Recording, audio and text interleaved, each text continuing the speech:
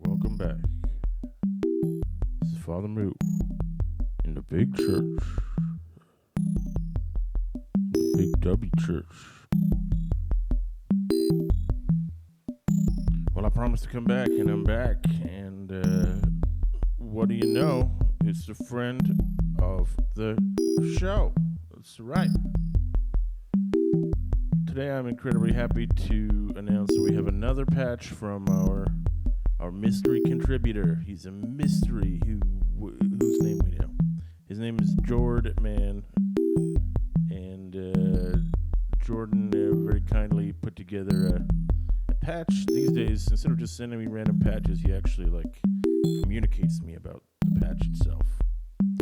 And so with that in mind, in fact, we were originally working on something that had a complex series of MIDI cables feeding into the micro modular. We haven't been able to get the hardware there for that. This is sort of a placeholder until we can.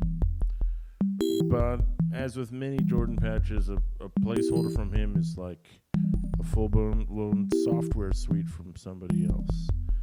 So let's stop wasting time with this old dub and get straight to it. Patch is known as Infra-Choke, and like you, I'm hearing it for the first time. Here we go. Friend of the show.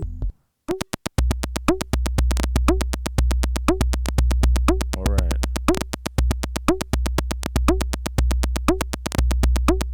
Well, that's a crunchy beat, man. Just crunchy.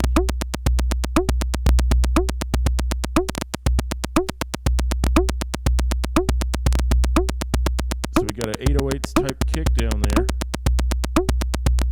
And the other percussion is, I would call glitchy percussion. And it's not a snare, but it's sort of playing a snare's role as a pitched up sort of plucked tone. It's neat. But Jordan did tell me to mess with the knobs. He was nice enough to, I think, remap the multiple knobs from his version into just 3 knobs for me. So take a look at the top here. This is where you want to be looking at the 3 colored knobs in the middle of the middle of the screen. And I'm going to twist the hardware knobs in real time. We'll see how they change. You can't see my hand twisting the knob, but you can see the virtual knob moving in response. So I'm going to start with the blue, and I'm going to dive into them. Let's see what we get.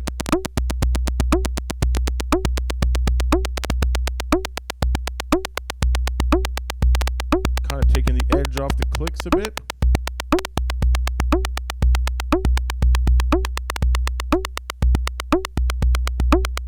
That's what I mostly hear with that. Let's drive it back up. And green.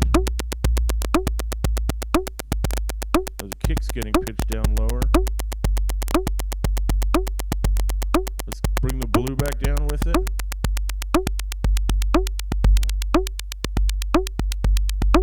When the blue is at 9 o'clock,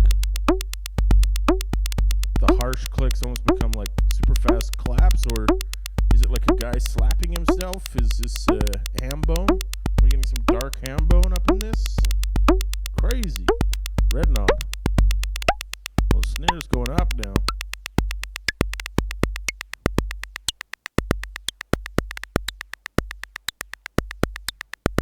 I've got a bit of a reverb on it, but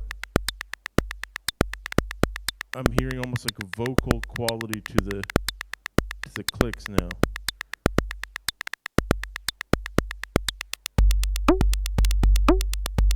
So it's actually doing something to the kick and the snare, the red knob. Because listen to you got the transient of the click, but you don't have the boom.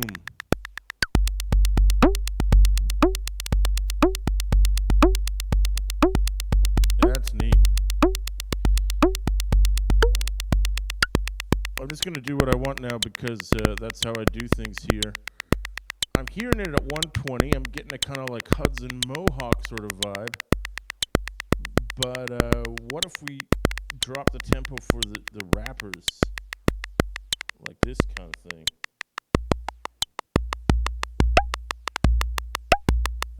Is that a thing? That sounds like a thing.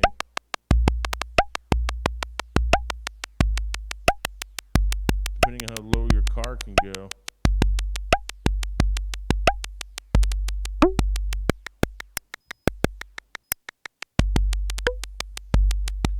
Did I hear? Let's do that all the way left again.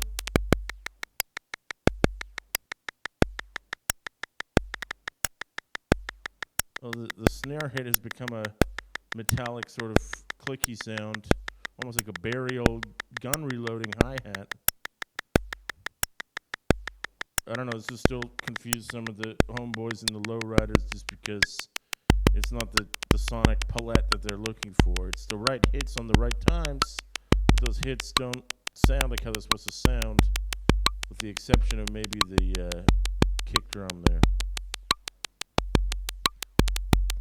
Okay, I'm going to dial the volume back just so I can hear what's going on. This is one of the things I think he was talking about in the email. Look at his clock divider here. This one is at 48, and then 24, and then 30, which is not a mathematical multiplicand of the other ones. And then 78 don't make no sense at all. And then he's got this pulse here set to 1 millisecond delay. So I think that's what's sort of like giving a flam type effect. A flam is when a drummer like hits the snare with both sticks, but one of them is a squillionth of a second out of time with the other, so it's almost like two hits in one. We don't hear a lot of flams in most modern drum programming, but that's not the kind of thing Jordan worries about.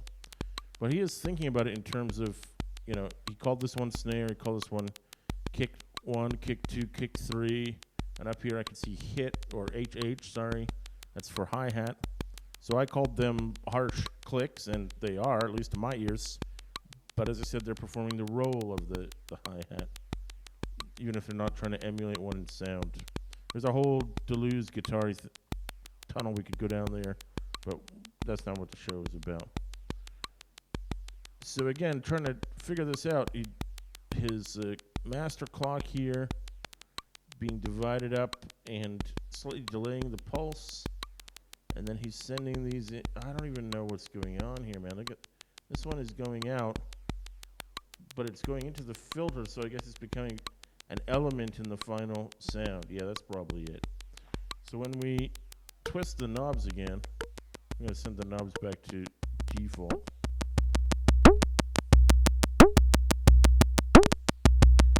The knobs, I think, are letting us like dial out parts of the sound or modify them. If you look here at all these red knobs, some of them, like this one, are increasing a large portion, 80 to max. And other ones are just adjusting it very, very slightly from plus 13 to minus 4. And this one, these are real small pizza slices if you want to think of it that way.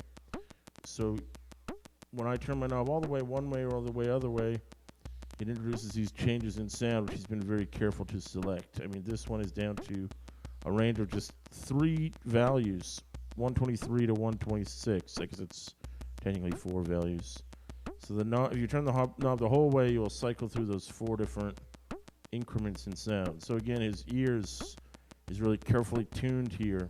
There's been a lot of work done to make these pizza pie slices exactly sliced the way he wants them. He's not just tossing in random numbers, at least as far as I can tell. The same deal here. This increases the delay between the pulse seconds here. You see, they're all red. It's all under one knob. And he has a different way of arranging his modules on the screen than mine, which is fine. I try to fit them into, don't have to use these sliders here, but maybe it's just he has a bigger monitor than I do. I'm running on a laptop. So yeah, here's his hi-hat elements over here. Similar kind of thing. I said the red knob was doing a lot of the pizza pie slicing. Here you can see the blue ones doing their elements as well. He's mixing them together again in the control mixer. I wonder if that's like intentionally downgrading his sound and making it a bit harsher on the edges? Can't be sure. And now he's sending it into the logic processors. I just want, like, for me, these are two different things. The logic processor is where I make a clock and I divide it up and send it into a sequencer. I don't route what will eventually become my audio signals into the clock processing devices. I just don't do it. Clearly you can, because he's doing it, but it's a bit hard for me to wrap my head around, if I'm being perfectly honest with you.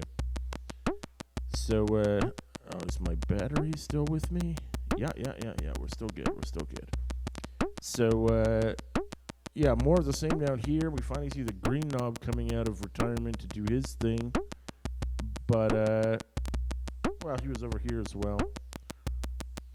So, as I said, maybe in some of the previous patches you heard me say, okay, I'm going to sit down and just work on the sound and tweak the sound until I get it exactly where I want it to be. It's a huge part of synth programming. It's not just to build it in your mind and say, well, this will connect to that, because until you actually get in and tweak those knobs and hear what they do, you're not going to get the final sound that you want. You have to put in that time. And he's clearly done that here.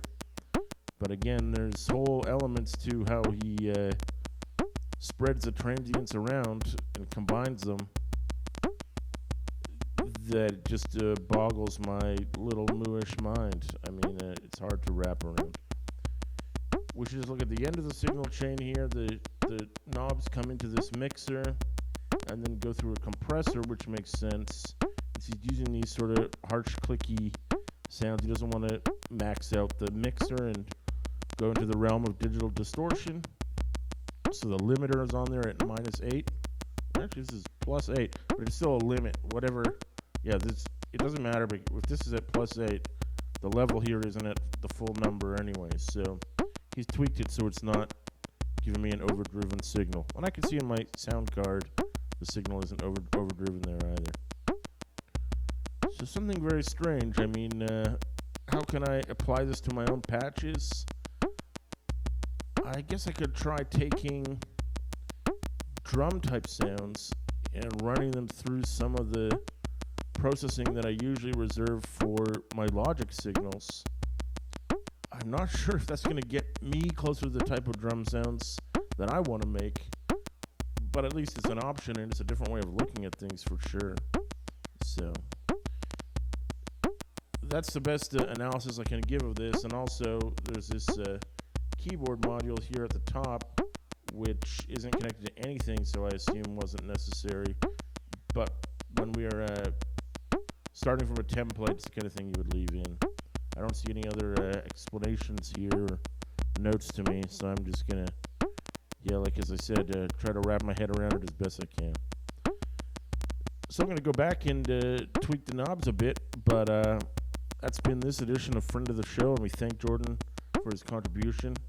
Anybody out there running either Nord Micromodular or Nord Modular G1, we can't handle G2 right now, but if you're running G1 software, make a patch and send it to me, and I'll try to, as I say, reverse engineer it. If you get as complex as Jordan did, I may not be able to get all the way there, but it'll still teach me something, hopefully. Let everybody else see how different minds approach different types of patches. So there was another guy on here. He said his patch programming username was Silverman, or perhaps Silverman. He said his patches were in the archive, so I think I might dig up some of them and look at them later. But right now, I'm sticking to the ones that he will send me. So my email contact is on the YouTube channel, but if you don't know how to get in touch with me, leave me a comment and we'll figure it out. So thanks again to Jordan. I'm going to sit back and just tweak the knobs and listen to the sounds for a bit, play us out, and we'll be back with another stream just as soon as I can find time in my schedule. Thanks again. Thanks, Jordan. Let's take a little listen.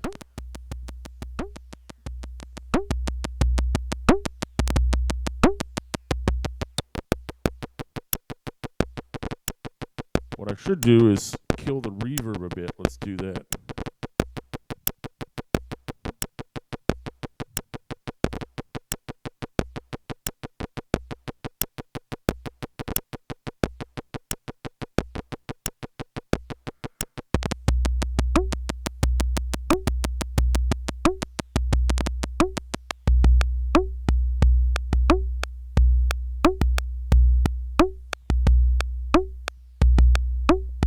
I'd never just tweak the blue one all the way left.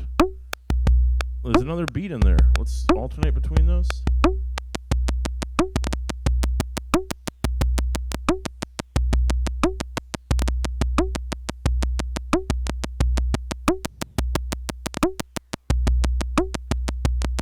I think you're getting those like almost like trap-like rhythms by the different divisions of the clock here.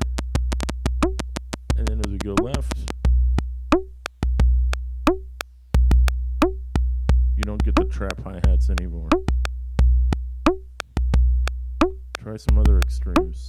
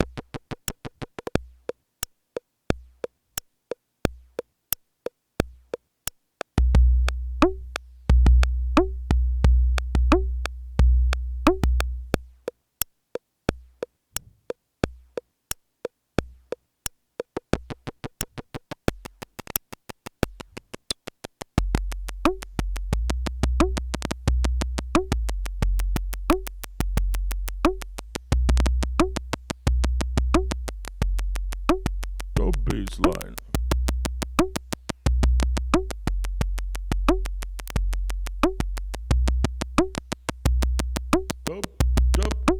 Dub bass line.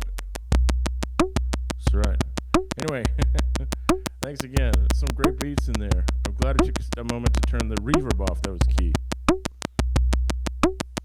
Interesting trap glitch. You heard it here first on the Father Moo Show.